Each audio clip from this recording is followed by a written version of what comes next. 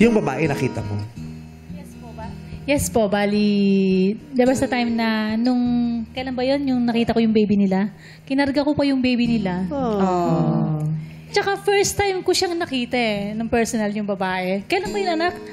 Last year po.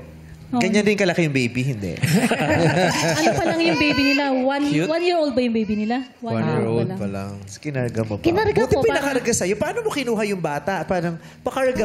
Siyempre kinausap Sabi mo ko, siya. "Hi baby, karga Oh. ko siya." Ayun, ano naman yun, sincere naman ako doon. Yun.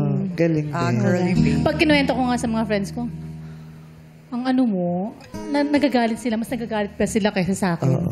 Sabi niya, kaya mong gawin yun?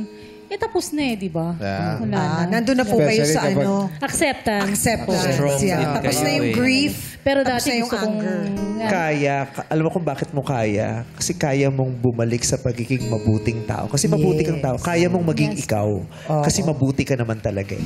Yeah. Ang dali-dali kaya. Parang mas madali kaya yung maging ikaw, di ba? Yes po. Ako nga, Tsaka mas maganda yung wala kang dinadala sa dibdib mo na ano. True. Di ba? Yung Lalo na galit. sa baby, wala namang ginawa yung Walang baby. kinalaman. di ba yung iba nga, kapag di ba naghihiwalay, nahuli, ayaw na ipakita yung mga anak dun sa asawa. O sisiraan yung asawa dun sa anak para galit silang lahat. Yun ang hindi ko ginawa. Oh, nice. Kumbaga, ang sabi ko, kung ang kasalanan ng daddy mo sa akin, hindi niya kasalanan sa'yo. Kung hindi siya mabuting asawa sa akin, mabuting ama siya sa'yo. Sabi ko, ang lagi kong sinasabi sa kanya, huwag kang magagalit sa daddy mo.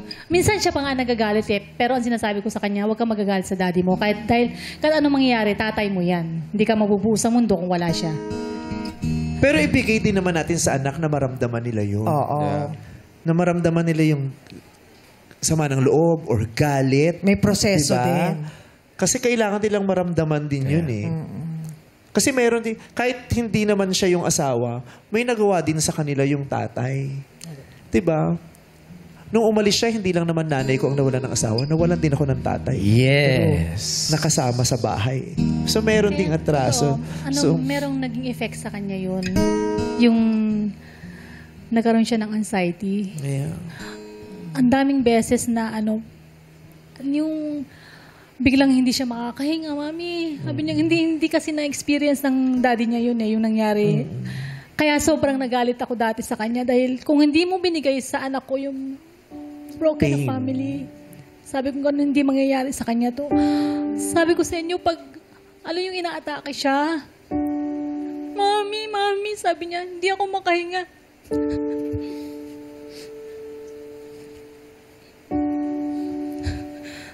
Tapos dadalhin ko siya sa ospital, madaling araw, dalawa lang kami.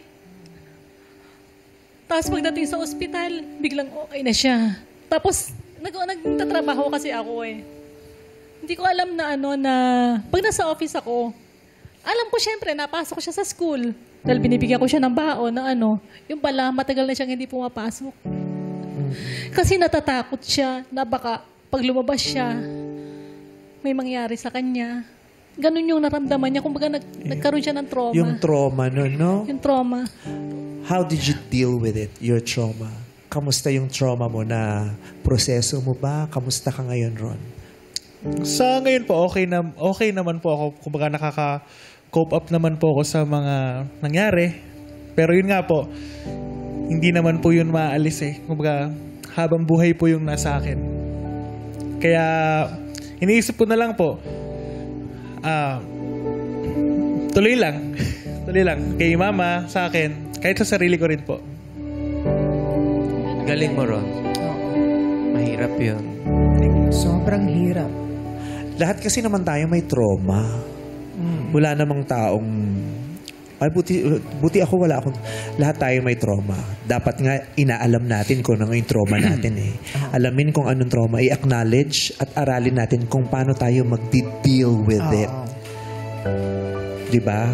Paano natin haharapin ang mga traumang ito? Ano ba ang nagiging epekto sa atin ng mga traumang ito? Dapat na po proseso natin. Siya at least alam niya, di ba? Tapos habang tumatanda ka, naunawaan mo, paano ko haharapin ang traumang to? Paano ko bibit-bitin to? Paano ko siya bibit-bitin?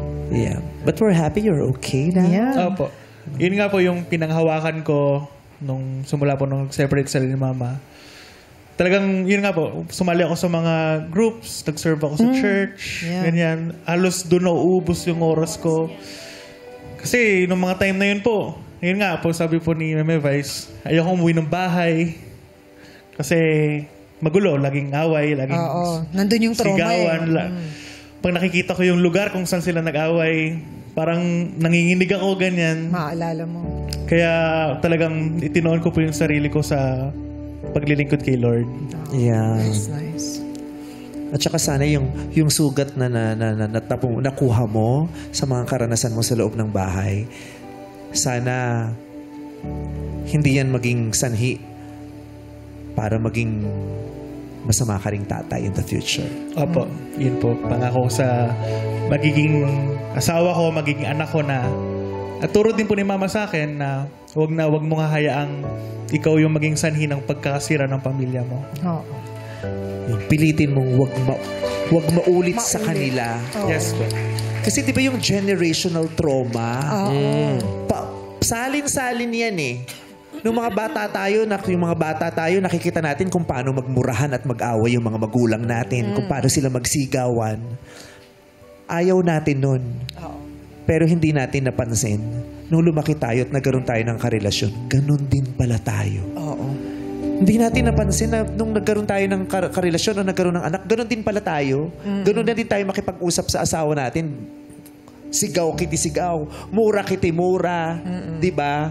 Kasi ganun yung nakasanayan natin dati. Pero ayaw natin nun ha. Pero hindi natin alam, nakuha natin yun. Na-absorb mo. Tapos yung mga kasama mo sa bahay ng mga bata, nakikita din nila yun. Tapos yung mga susunod Malilipat nilang... na naman. Yung Pasa-pasa. minamana. Oo. Sa cycle. Kaya kami ng mga kapatid ko, minsan pag nag-aaway-away kami, yung bigla kaming tatahimik, para na rin tayong sila dati, no? Ganyan sa bahay dati. Nakikita natin kung paano mag-away-away yung mga kapatid ni tatay. Di ba ayaw natin? Tapos ngayon, ganito na rin tayo. Tsaka lang kami mahihimasmasan. Oo nga, ayaw pala natin yun. Yung awareness na kung ayaw natin yun, di dapat hindi din tayo ganun. True. Yun yung sad reality na minsan matagal bago ma-realize. Kaya dapat may conscious effort din talaga na i-break yung cycle. But I can see that Ron is a beautiful man. Oo. I can see that loving you're a man. beautiful soul. Oo. Parang he reminds me nga of Adi eh. Yeah. Same size kayo. Same Tsaka size. same hair. Oo. Sweet. Sweet Diba? sweet giant. Parang gano'n. Kasi para i-push niya yung nanay niya. Nay, Oo. sali ka ron. Nay, deserve mo na. That's so cute, di ba?